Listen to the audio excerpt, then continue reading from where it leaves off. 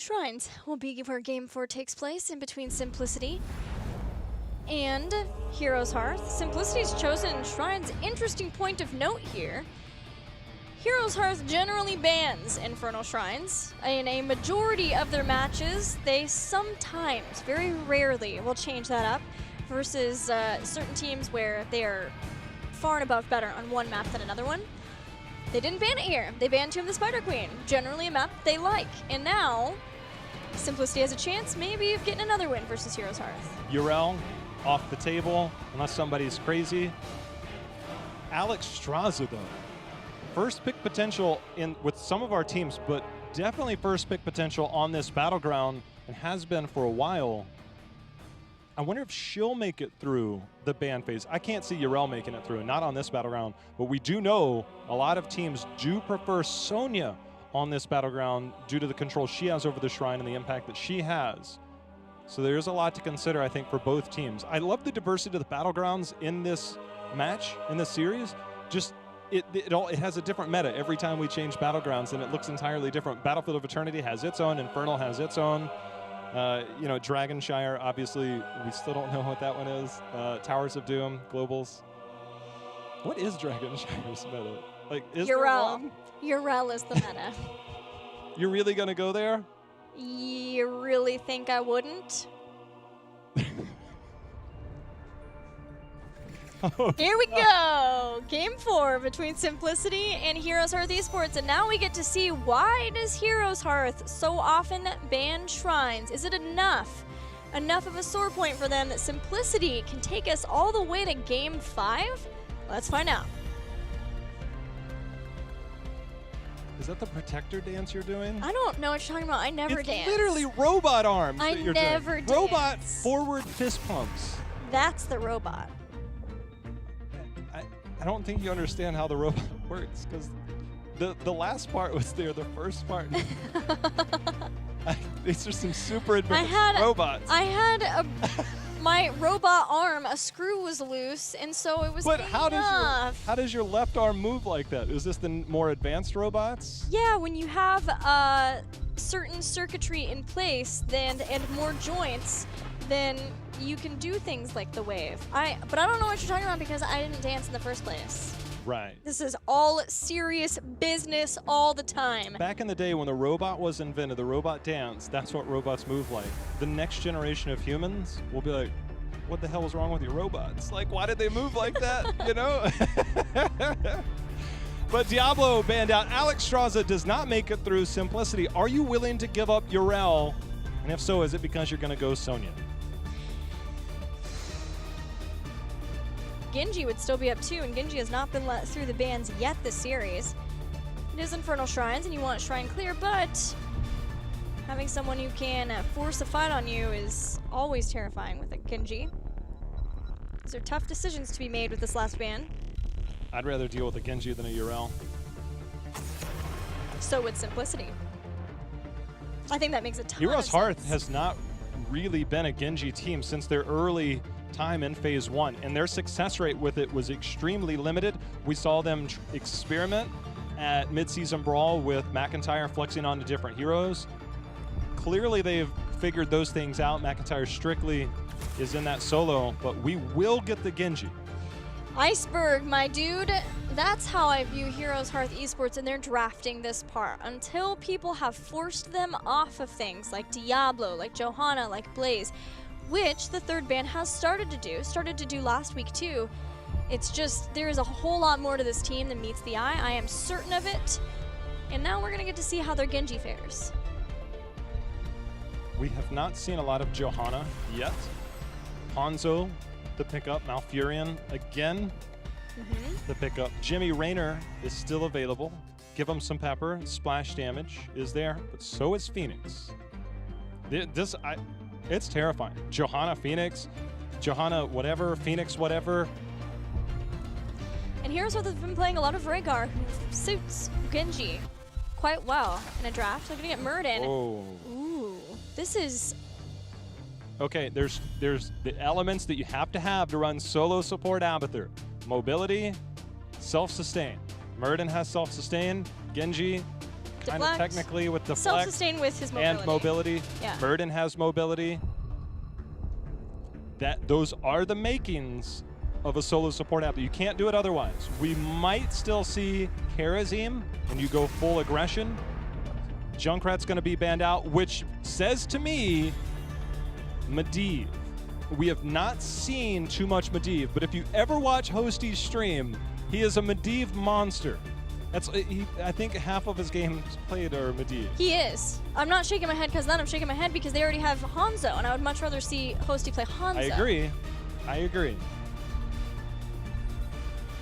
But Simplicity themselves did get a win over, who was it? I think Octalysis maybe? On Shrines with Junkrat. So it could also just be the respect that he has, the dual soaking that he can have. He has Ripper Air at 13, a lot of mobility himself. But that is an interesting ban to see. So when there's been so many ranged assassin focus in the bans, sometimes Junkrat does poke his rodenty head out.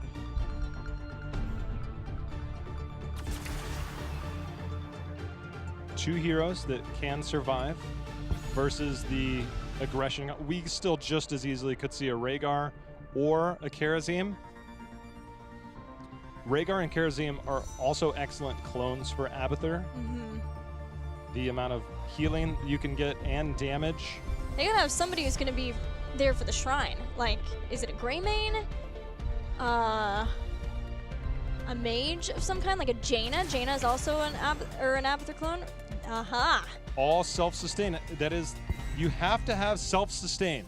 And every single hero does have that. Raynor lacks the mobility, but he does not have anybody diving on him.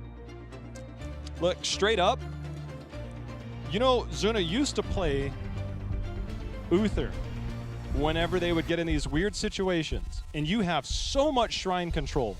I would take a battle Uther all day right now. Oh, baby! Give it to me, Zuna. What a call! Battle Uther, bring in the hammer. Whoa!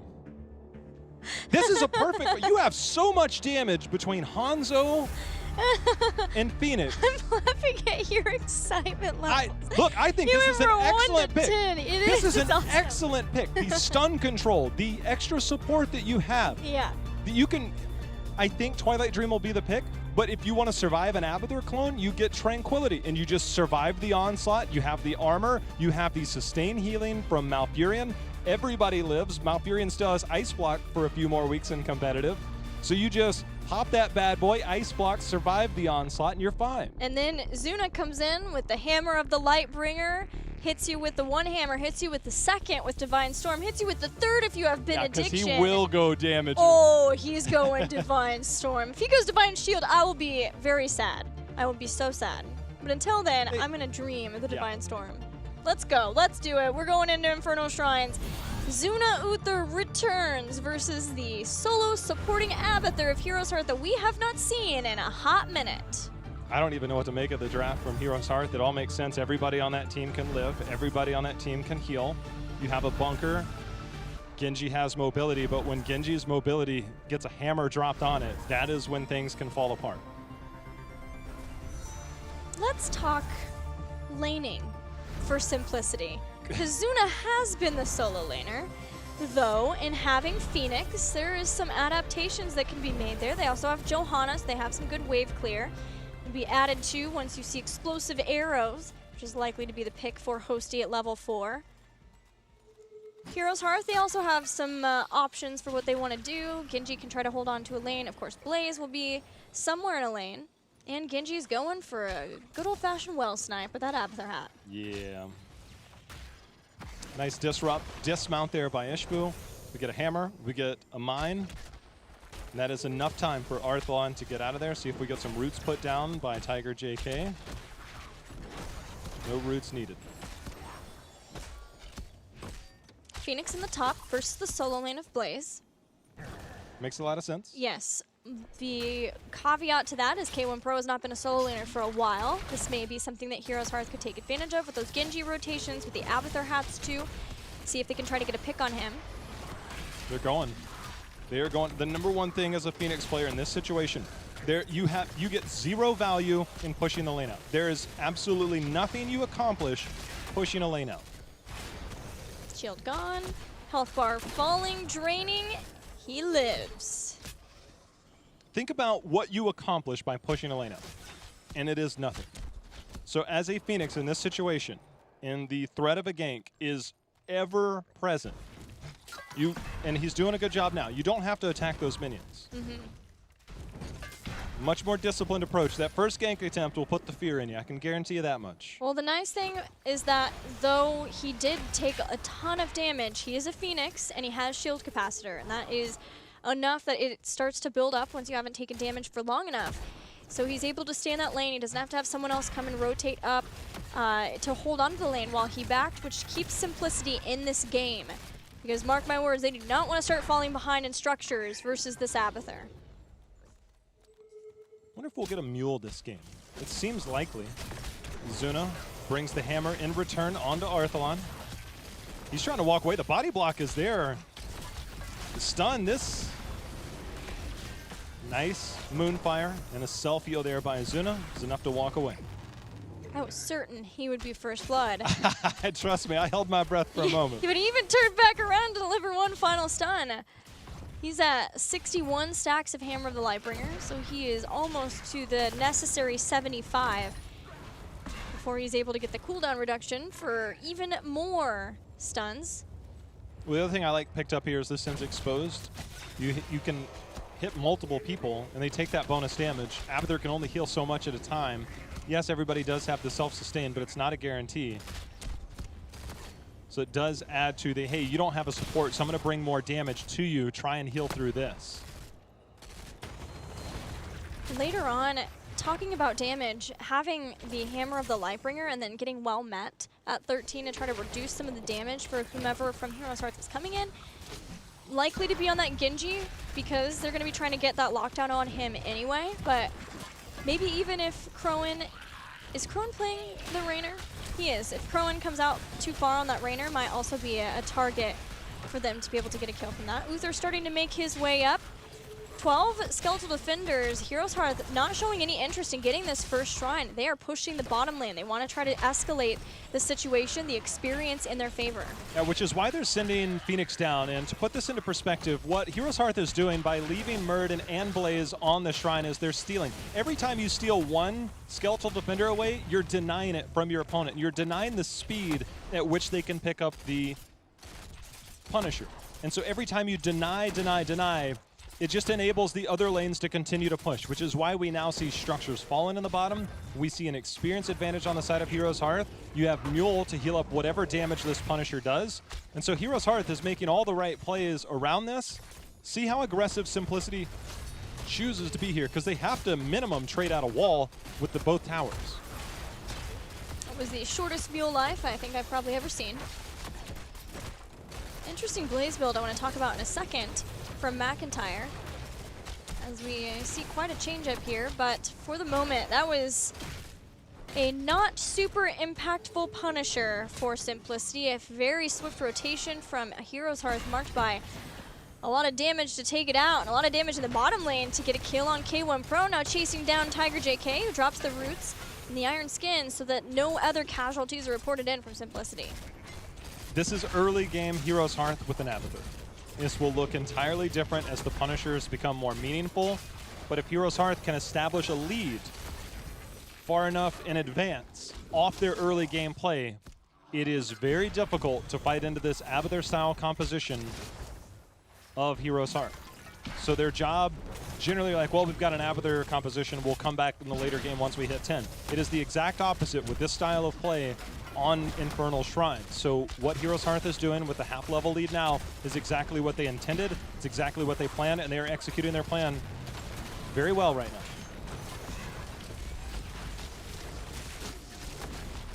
What do you think about this Blaze build?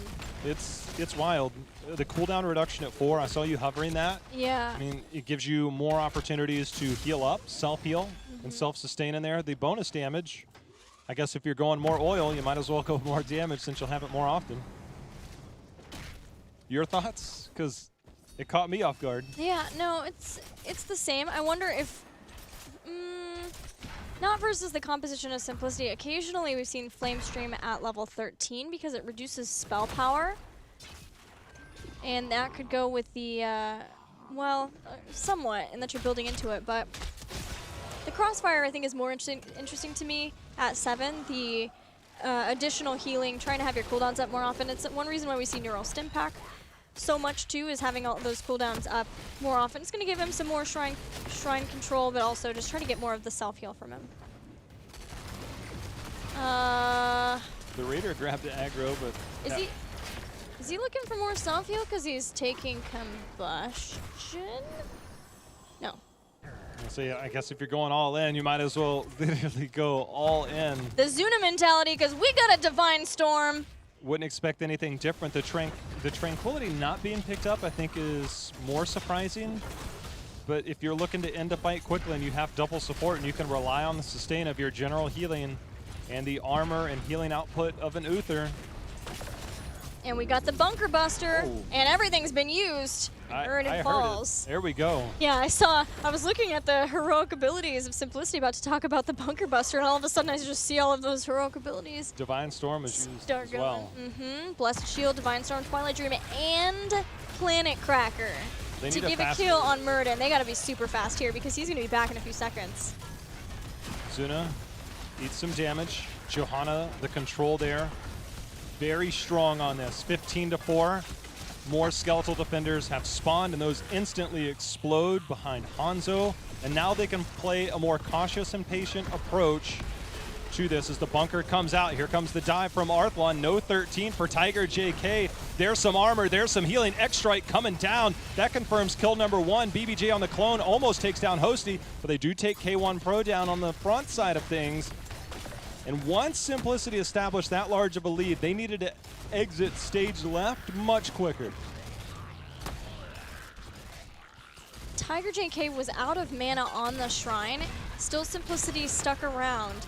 And the dive of the double Genji was far too much to deal with. I think there were a lot of opportunities where they could have left. Their Wind Tiger was low on mana. They were trying to make sure that they could get more. After the bunker, when you see the bunker there too, try to back off and then re-engage in.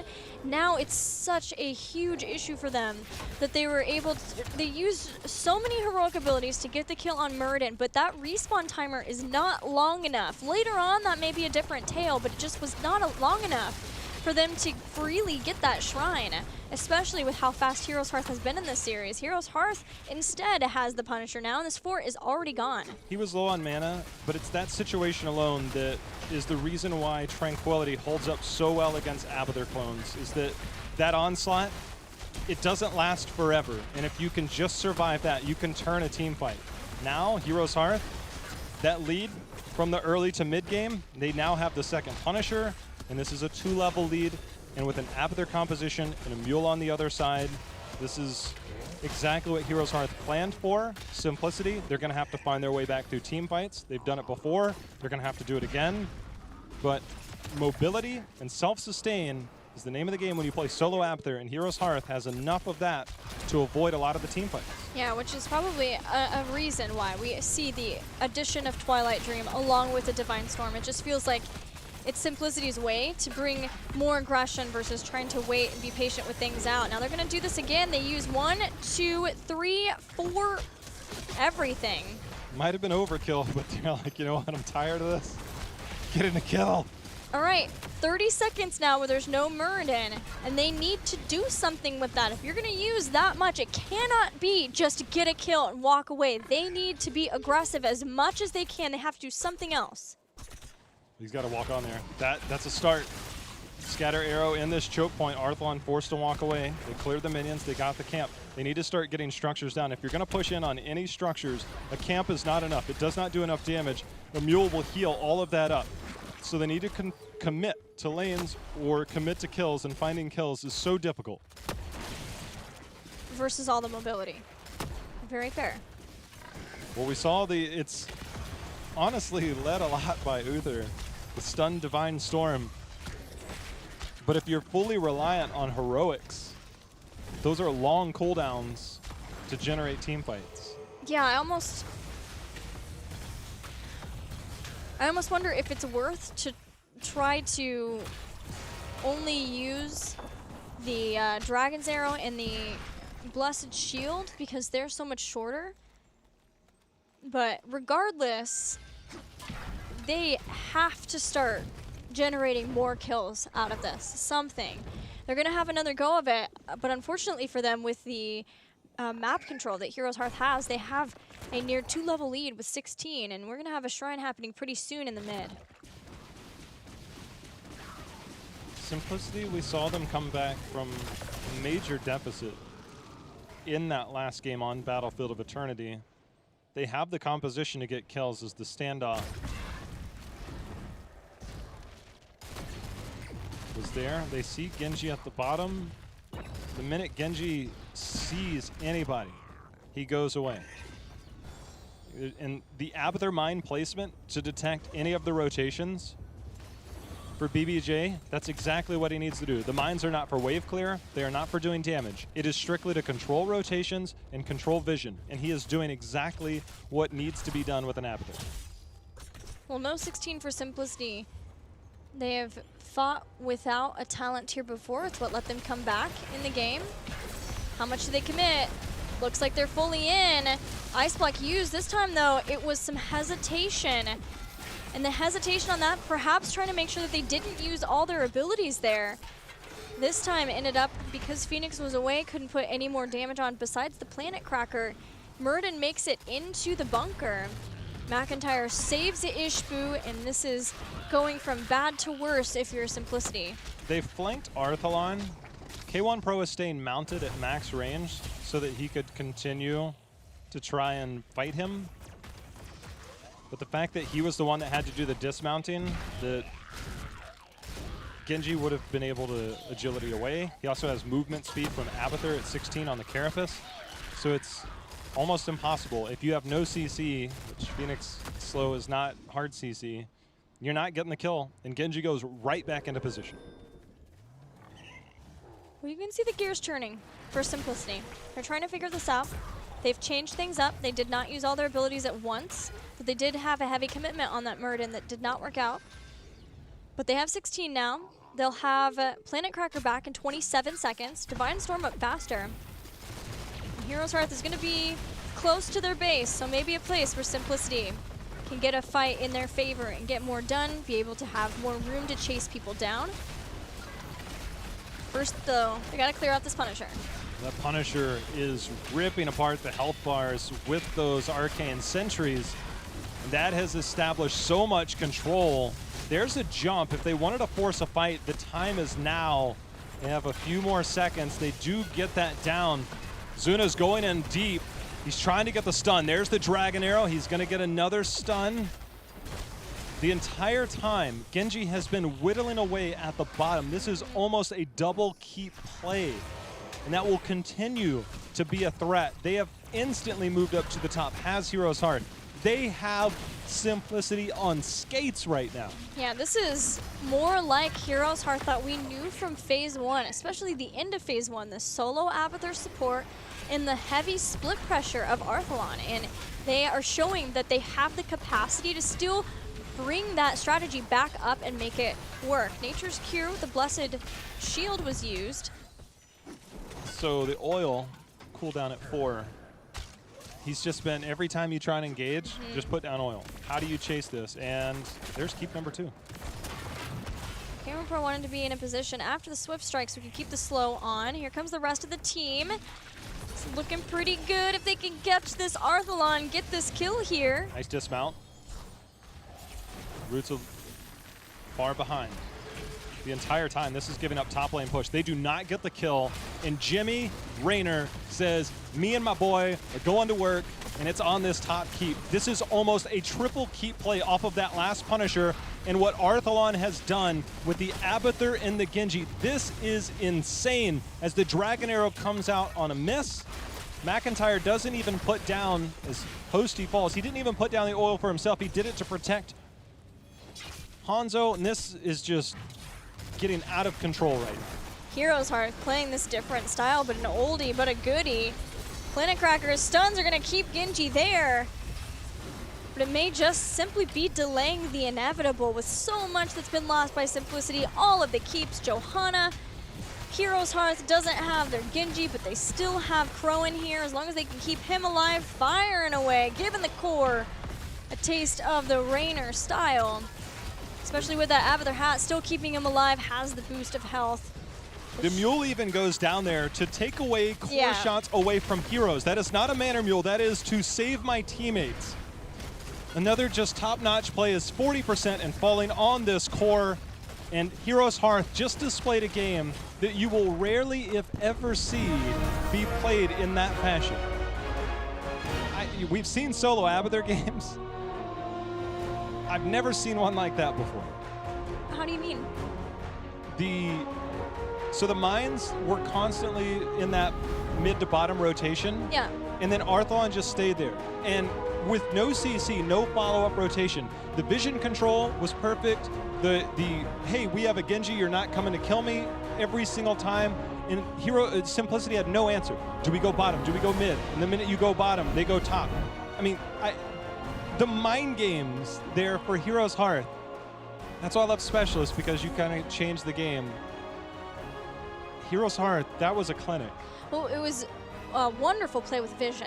And then on top of that, too, knowing the correct split of heroes, a lot of that came down to protecting Crowan, because he is the more vulnerable person. Genji was picked, but in general, we even saw, once you have that adrenaline boost at 16, giving extra movement speed, he is so hard. He's squirrely. He's tough to catch.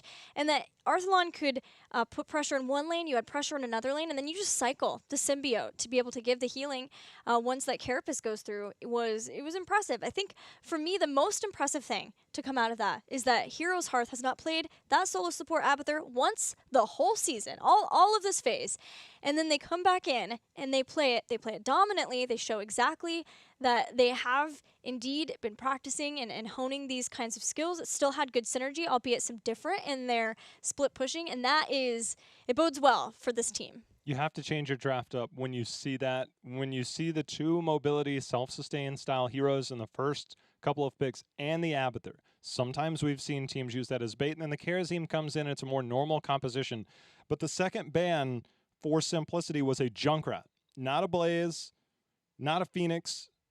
They ended up getting the Phoenix for themselves, but the Blaze, that's one of the heroes that you have to take away. Something that has CC, something that has self-sustain, and something that has mobility. And you have to take away those. The adaptation and build by McIntyre on that level 4 talent, we saw that early in the game. We saw it play out. The rotation, this is a practice. This is not, hey, we've run this composition, maybe we can do this. Everything from the split, Blaze was sitting on, I think, 60 or 70% health. Rainer is sitting on about 90, 100% health, and the oil goes down to protect him. And all he's trying to do is land those Qs, get those jets going, land that, and continue to just throw oil and say, please walk towards us. I'm dismounting you while simultaneously giving myself more oil. I don't even have to set them on fire. I am strictly making this a disengaged mobility style that you're not engaging on us. You can't control this. Simplicity had their chance on that bottom shrine. They lost control, and HeroesHearth, I said it early in the game, the minute they get any bit of lead with that composition, you're not coming back. And they closed the door shut on Simplicity. And on Infernal Shrines, the battleground that generally we've seen banned most matches from HeroesHearth, going back even as far as, I think, later on in Phase 1. A lot of bans on that map. So for HeroesHearth, they've shown that they can still play the solo Abathur, but it's on a battleground we don't often see them play on. So what can you glean from this? I guess it's up to the teams studying them for the Western Clash to find out. We're going to now check in with Ishbu for after this win. Congratulations, Ishbu. How are you guys feeling right now? We're feeling pretty good. Obviously the series was a little bit, especially we were hoping to get a clean 3-0, but we can't really be unsatisfied with the results, especially with how our record's looking going into Western Clash. So we're pretty happy overall. Yeah, so Dragonshire was a fairly long game, which not quite as long as we saw in Europe earlier today, but still pretty long. Was there any place, any point in that game where you guys thought maybe you didn't have it and started to get some panic seeping in? I mean, our team, as I think Crowan joked before about the 3-level down thing. Yeah. Our team doesn't really panic when we're behind, because at this point we've done it like a lot. Like I remember someone saying back when we won that Tempo Storm game last phase, where we were down super far in shots, and everyone's like, "Oh, that was such a good comeback," and we're like, "Yeah, this is just a day. This is just a every day. This is just what we do every day." We have gotten better at that, but at the same time, we do have that foundation, and so I think one of the things our team is really good at is just staying composed in those situations. Is there any concern for you guys now as you head to the Western Clash about that kind of playstyle and being okay with being behind versus a team like Dignitas? You know, these teams from Europe that are very skilled. And of course, like Dignitas is the type of team that you give them an inch, they'll take a mile. They'll slowly just win off of that. So we obviously are working on those type of things, but I think no matter who you're playing against, you always have to be like composed when behind. So I don't think it's a downside. That being said, obviously early game is something we've been looking to work on. So I mean, sometimes it happens. Sometimes draft is just you don't really have a choice. You're just gonna go down behind. But I'm not really worried about that part, even though like we're looking at Dig as a competitor at this point. So. Well, that's awesome to hear. We saw you on Infernal Shrine, someplace where a lot of times we don't get to see you guys play, and you brought back your Abathur solo support. Are there just a whole lot of things, drafting-wise, that you guys still have in your pockets that you've been able to save now all the way through Part 1 for the Western Clash? I have to answer that question yes, but I don't think people would believe me if I said no either way. So I don't really know how to answer that, but yes, no, we do have a lot of things we practice. And we'll hope to bring out some of the more fun ones at Western Clash, definitely. Well, I'm looking forward to that. Thank you, Ishbu. Jeha? Yeah, I want to follow up on that because there's adaptations in your builds that go into this. We saw McIntyre, the change up in his level 4, making sure to get more oil down, different control style. We see so many varieties that it's not just the draft, it's the talents that kind of build around that. Who is the one that's coming up with these ideas, and how do you evolve these or come up with new ones? Who's the initiator in these situations? I mean, everyone, like, some of it's just like, I mean, Mac's been playing Blaze for so long now. I think part of it's just boredom, but part of it's also just, I mean, I think he saw some of the Korean players trying it, and so he started that. And like, it's something we've constantly talked about. Our team we look at every other team across all the regions, even the teams below us, as opportunities for us to learn things. And I think these build adaptations are just showing that. Like, some of it obviously is stuff we come up ourselves, obviously.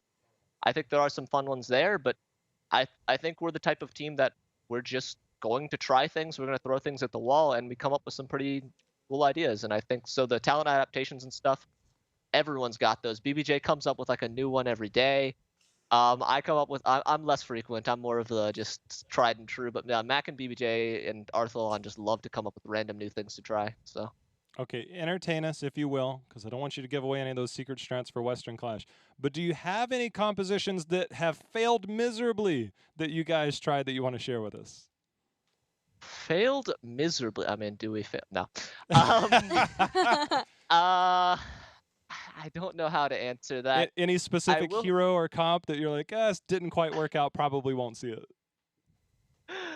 I mean, a while ago, we had the weird issue. We had the weird thing of the Rexar last phase. Since that happened so long ago, I guess I could talk a bit more about that.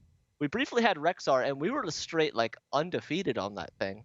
Like, so then we brought it to games, and it started losing HGC games, and we're just like, and never again. We got the one win with Rexar. That's all we care about. But we lost. Go ahead. But I mean, that was the big one where it was just like, all right, we tried this, let's move on, let's play other things. I can't think of anything recently that heavily failed, though there are some times where it's usually less of a this failed, let's never try it again, and more of a this failed, what did we do wrong? And especially when we're looking at other regions, a lot of the times that means we can then look at the other team and say, hey, what did they do with this? Like, what did they do that we didn't do? Why did they succeed that we didn't succeed? And usually it's a pretty good lesson. So, look, I don't know. I'm waiting for you guys to bring out your version of Cho'Gall. I'm still waiting for it to get a win. You can keep that in your back pocket. I don't know if it exists, but one day I want to see that. But you guys have continued to entertain, and congrats on the win today. I'm glad to hear. Well, Ishbu, we're going to take a look at the past 5 weeks of play for you guys as we check in with your extended schedule. It's all W's. It's all wins, dude. Hey. That's amazing. What is it that gave you this consistency throughout in a time when, you know, sometimes you have double match weekends like you had last weekend? What is it about you guys that you're able to keep that consistency going? So it's a lot of things. A big shout out has to be to Cawthon. As a coach, he does bring a lot of stability to our team. Like, he brings a lot of overhead, prevents us from, like, if we have issues between one another, he's always there to resolve that. He's also there to remind us to look at the big picture whenever we see these things. So that's always been our goal, and that's always been kind of our team's strength, at looking at the big picture. Obviously, the Tempo Storm Endemic weekend was quite a tough one to prepare for. That was probably the hardest weekend of the whole thing. We're pretty happy we came out of that as we did. The Endemic series was was pretty close in a lot of those games. They really gave us a fight. But I think a lot of it is just building towards comps we can be consistent with and just keeping a level head and big picture. I mean, had we lost any of these, I have full faith my team would not have had any sort of collapse or issue with it. And I think that's where a lot of our confidence and stability comes from, like the fact that we trust each other to that extent. Not even a single 3-2, only single game losses in any of the series that you did lose, like today. How does it feel as a player who's come in through the Crucible or at the beginning of this year, end of last year, and now sit on top of NA and show that kind of dominance? I mean, every day I basically say to someone, pinch me, I must be dreaming. I could not have expected this a year ago. I could not have expected this at any point. Like, I spent so long in the amateur scene, and then I make this push for it, and it's just been so much. It's just, we've been riding this high, and I just don't ever want it to come down. So we're all just keep working, and we're just keep working to push ourselves and keep going, because we're all competitive people. We want to win, and we don't want to lose to the international teams. We don't want to lose to EU and Korea anymore. It sucks. Like, I remember during midseason brawl, I was sitting there I was sitting there in the audience watching the Tempo Ballistic stage, and in my mind I was like, oh, that could be us. Like, we could be the ones getting this. We could be the ones beating Ballistics right now, and like, I don't know. We have that drive, and I don't know how this happened. I don't know how this squad came together so like perfectly, I guess, but I'm definitely super happy for it. Well, even for you, it is well-deserved for all the work that you've put in. You've been killing it, Ishbu. Congrats again on being able to make it through 7-0. Good luck at the Western Clash, and if you have any final shout-outs for this part, now's your time. All right, so final shout-outs are pretty much standard, but you guys know the drill. We're going to first shout out to my team. That includes the extended members of Renal and Cawthon, our coach and manager. They've done so much. And then also Ramadi. I always forget to shout out him. Kron does that better than me, at least. He's done a lot as our sports psychologist, helped us with a lot of things. Next shout out, HeroesHearth.com. We've talked a lot about how it can teach you how to play the game better. Here's the other thing it can do. It's got a looking for group finder. I've seen a lot of people posting on Reddit in general about trying to find people to play with. Go to it. It's a great resource for that. We also have a lot of cool merch and stuff if you want to join the community at large and support our team, like this jersey. Outside of that, I know my sister Jessica really wanted a shout out this time, so I'm going to do that so she stops yelling at me. The next shout outs, of course, go to Twitch chat. You're beautiful people. I love you all, as well as everyone else in the HeroesHearth fam. That means all extended streamers. And then thank you to you all for putting on such a great show again. Well, thank you so much, Ishbu. Congrats again. Shout outs to Jessica. I can't get this out of my head. There's Ishbu, and then there's two doors sitting there, and I'm like, the reveal, we had the two doors, and there's Ishbu sitting there, and I'm just like, yes, they're a little bit apart, but he's sitting between those two doors, and I can just think Ishbu is the one behind the two doors. The one true. And then he shouts out Jessica, and I'm waiting for Jessica to come out of the door. But like my entire side, like the two doors, and there's Ishbu in between. It's all making sense now. Ishbu was the hero reveal for the week. That really is it. We're on to you. Illuminati confirmed.